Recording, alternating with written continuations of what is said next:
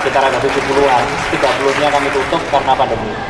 Semua pembukuan nggak bener, pengen beli knalpot ya pakai uang produksi gitu kan, kemudian pengen beli misalkan ikan cupang ya pakai uang pulaan gitu kan. Aduh, itu penyakitnya orang UMKM gitu kan. Boleh boros, syaratnya satu syaratnya punya. Poin yang pertama saya pengen menyampaikan bahwa apa yang sudah disampaikan Bu Ati sama Mas Rehan semuanya benar, saya melengkapi. Kalau tadi ada satu hal yang pengen saya sampaikan juga, seperti yang Mas Rehan sampaikan tadi, harus ada 3 bank gitu ya.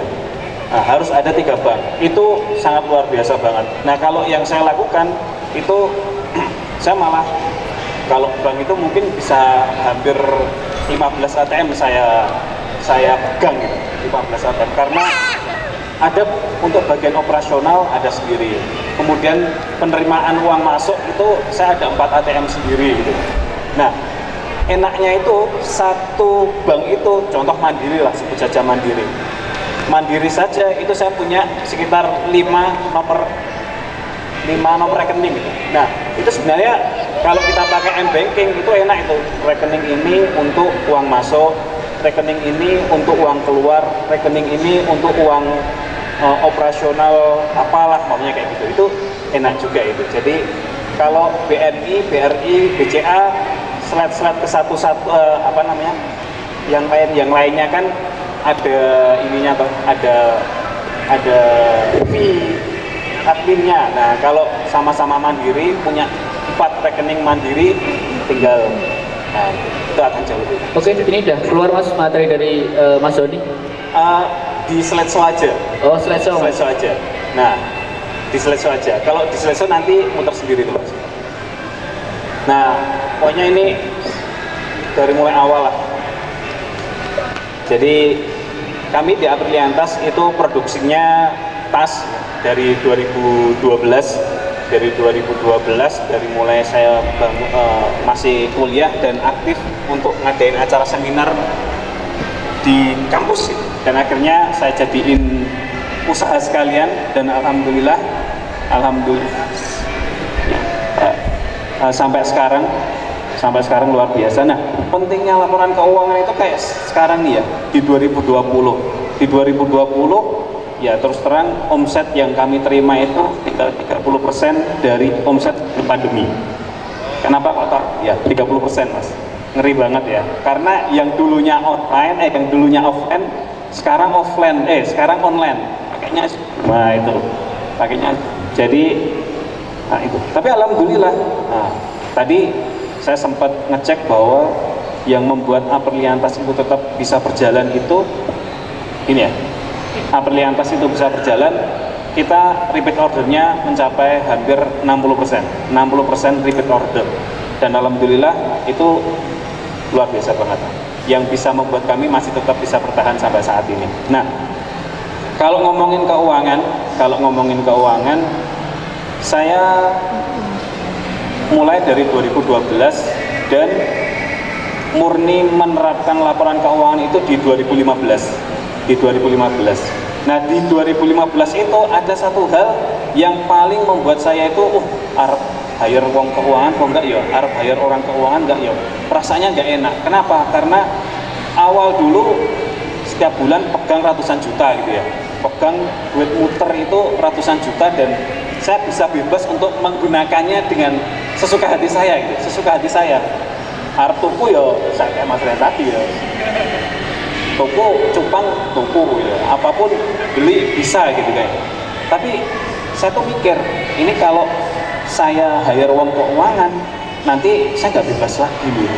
Saya nggak bebas lagi ngambil uang, saya nggak bebas lagi mau menggunakan uang yang saya miliki. Tapi kemudian saya diingatkan sama guru saya, coba sebutkan satu orang sukses yang dia nggak punya orang keuangan. Perusahaan mana yang besar yang dia keuangannya masih digarap sendiri sama ownernya.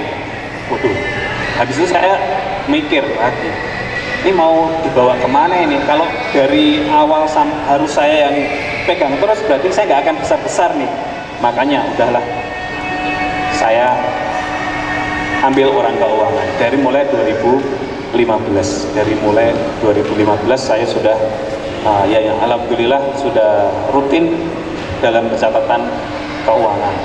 Ada beberapa trik yang pengen saya sampaikan. Kalau Mas Rehan itu B2C itu bisnis to customer langsung.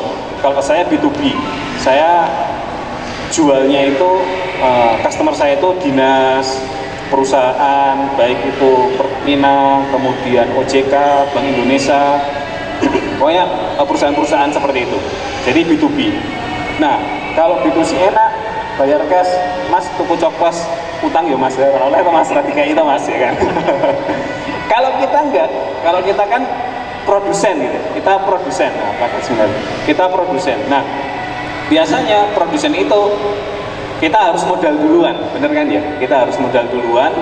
Nah, ketika modal duluan, maka kita harus keluar duit dan ya poinnya kita harus modal duluan lah. Bayarnya carry gitu kan ya.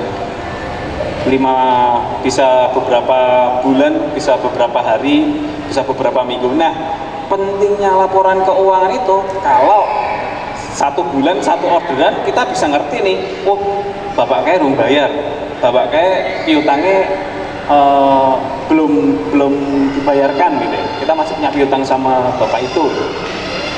Kalau 1 masih oke. Tapi kalau 1 bulan itu ada 50 hampir sampai 100 orderan yang masuk, padahal kalau di Apriliantas itu minimal satu orderan itu 50 piece. Jadi kalau 1 tas harganya anggap aja 50.000, berarti 50 piece berapa? 2,5 juta ya? Benar ya? Ya, minimal 2,5 juta minimal ya. Padahal Anda tadi, nah ini kemarin kalau kita kirim ya sampai segini-segini gitu ya, sampai pakai bawa truk, itu malam-malam sampai segini. Kita alhamdulillah dari mulai Aceh sampai Papua itu kita udah pernah kirim, dan itu kita kirim ke Purworejo. Ada satu video yang nggak saya sampaikan di sini, itu dari Papua, orangnya nggak pernah datang ke Jogja, langsung pesennya 1.000 piece. 1.000 piece dikerjakan dalam waktu 2 minggu. Wah, itu luar biasa Pak. Dan alhamdulillah selesai dan semuanya beres. Nah, yang penting yang saya rasakan tentang keuangan ya kayak gitu tuh. Nah, triknya kalau ada yang mungkin sama seperti saya, mungkin juga ada yang berjualan di sini yang mungkin nanti trik saya yang bisa dipakai, yaitu yang harus kita lakukan itu kita harus menjalin kerjasama yang benar-benar baik dengan para, baik kalau saya produsen penjahit. Nah, saya harus bisa menjalin kerjasama yang baik dengan penjahit sama penyuplai bahan. Kenapa? Saya dapat insight yang luar biasa itu sama guru saya. Jagain penjahitmu, jagain produsenmu. Karena apa? Dia itu adalah bankmu, bankmu, bank kita. Soalnya kenapa? Jadi dia juga minjamin uang ke kita gitu. Kalau ada salah satu dari bapak-bapak, ibu-ibu yang jualan di sini, nyong, aku titip barang dhisik. Dolke. Nah, itu tuh sebenarnya dia adalah banknya kita. Nah, itu kalau pencatatannya nggak rapi juga bahaya nanti, karena sama seperti halnya bank pada umumnya, kalau kita sudah pernah ngapusi, ya sudah, nggak akan dipercaya lagi. Nah, keuangan itu seperti itu. Nah, guru saya pernah bilang, namanya Bapak Happy Trenggono, beliau bilang seperti ini. Financial literacy is language of business. Language of business. Jadi bahasanya bisnis itu ya di laporan keuangan. Kalau umpamanya kita ngomongin sepak bola ada namanya offset, ada namanya penalti, ada namanya corner gitu ya. Kalau kita nggak ngerti gitu ya, bisa jadi offset terus ya. Jadi striker offset terus karena berada di depan gawang terus. Atau kalau nggak ngerti sebagai back di lapangan kotak terlarang, dia bakal sliding tackle terus, bakalan penalti terus gitu ya. Nah kalau kita nggak ngerti namanya laporan keuangan, ya sudah, bisa jadi kayak tadi, rugi sama labanya nggak ngerti gitu. Bahkan mungkin bisa jadi nggak ngerti perbedaan apa namanya omset, apa namanya profit, apa namanya cash gitu. Ada yang tahu perbedaannya profit sama? Nah, kalau ada yang nggak tahu, itu bahaya itu. Nah, makanya nanti bisa diperjelas lagi. Sebenarnya ada banyak hal. Cash flow itu banyak hal banget. Cash flow itu kalau namanya cash flow itu ada cash flow operasional, ada cash flow ICF, OCF, FCF. Operational cash flow, investing cash flow, financial cash flow. Financing cash flow itu keren banget. Kalau nanti kita belajar, itu sangat bagus. Poinnya simpel kalau kita ngomongin keuangan. Satu prinsip, apa itu? Uang masuk harus lebih besar daripada uang keluar. Poinnya Mantap Mas Doni, tepuk tangan untuk Mas Doni.